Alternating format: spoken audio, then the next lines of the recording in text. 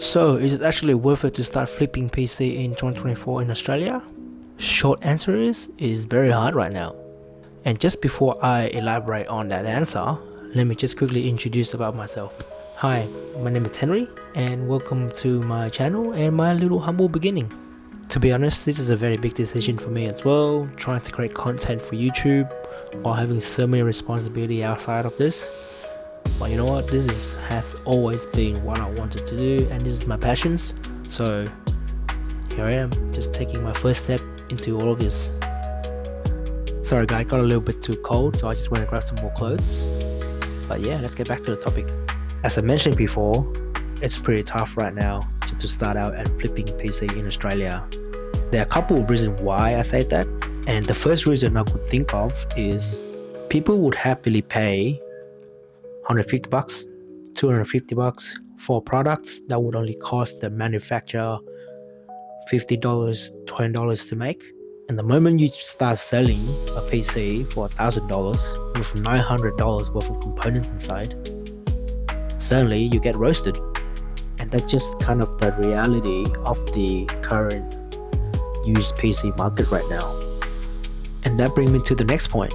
For me, averagely, I would make around $150 to $250 per flip, but that would also include me sourcing the parts, negotiate with the seller, go and get the parts, bring it home, deep clean, change the thermal paste or any thermal pads if necessary, test the components, build the PC, test the PC, and take some nice photos, write up a nice ad, find a buyer, and then once I sell the PC, I do have to provide post-customer support as well if necessary.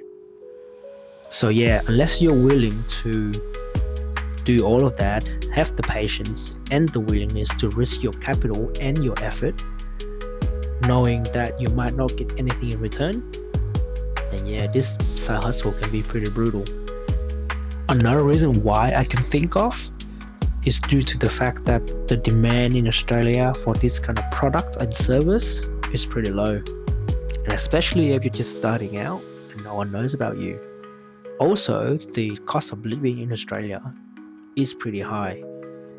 Hence why the customer that we are targeting either don't have the funds or they are very mindful of their spending. But if you guys decide that this is what you want to do and this is your passions, I do have a few tips and tricks that can maybe be useful for you guys, and hopefully it can be helpful and make it easier for you guys to start out. Tip number 1. Some profits are better than no profits.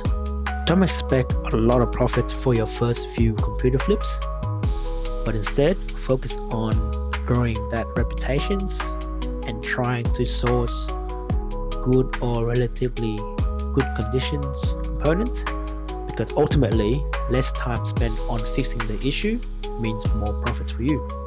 Tip number 2. Start small. Start out with cheaper and older components like the 4th gen Intel i7 chip, i7-4770K or the i7-4790K, and pair that with a GTX 900 series or a GTX 1000 series. And if you're an AMD fan, maybe you can try and go with the AMD Ryzen 5 1600X or 2600X. Those are still very solid CPUs. And pair that with like an RX 580. In my experience, these combinations aims at a very sellable audience.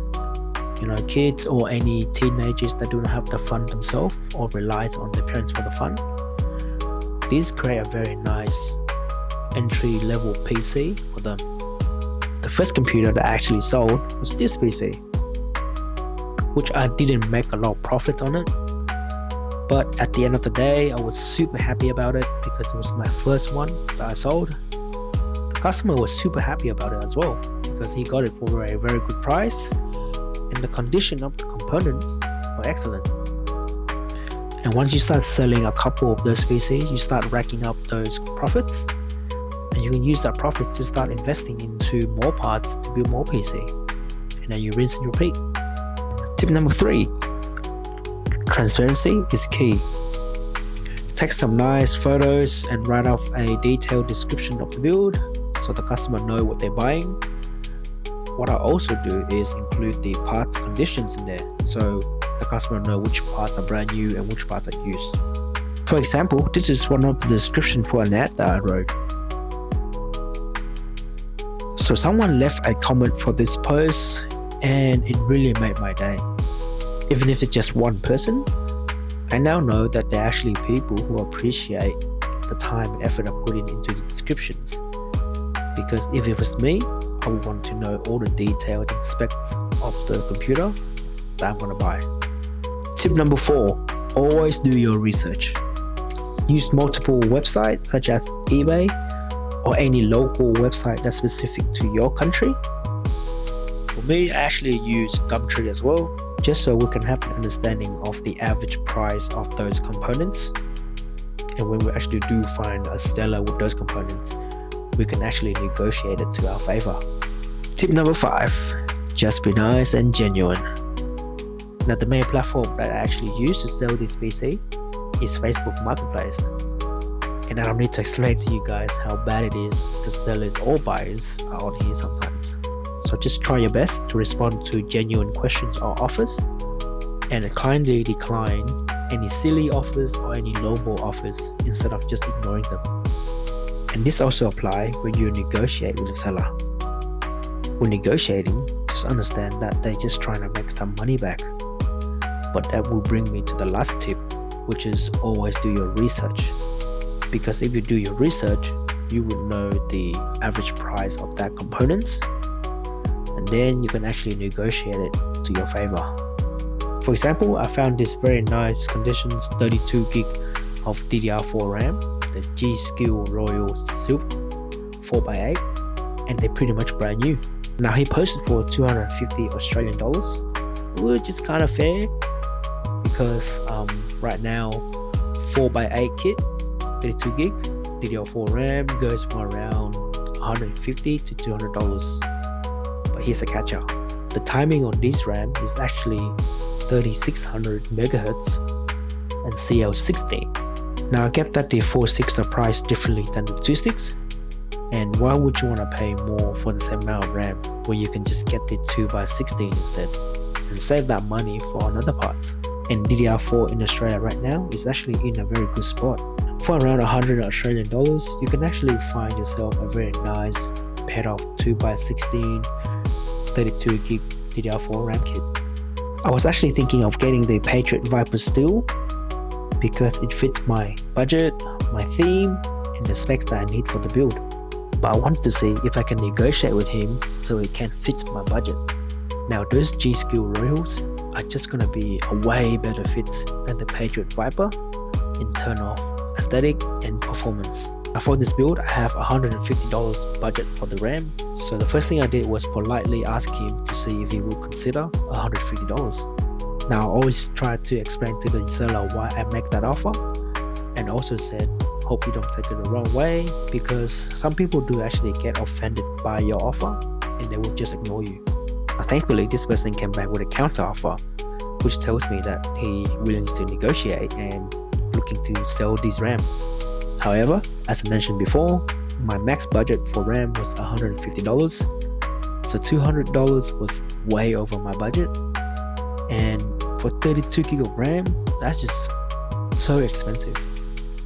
So I thanked him for coming back to me with a counter offer and replying to my message, and I also explained to him that I have a set budget that I need to follow, and his offer wasn't gonna fit into my budget.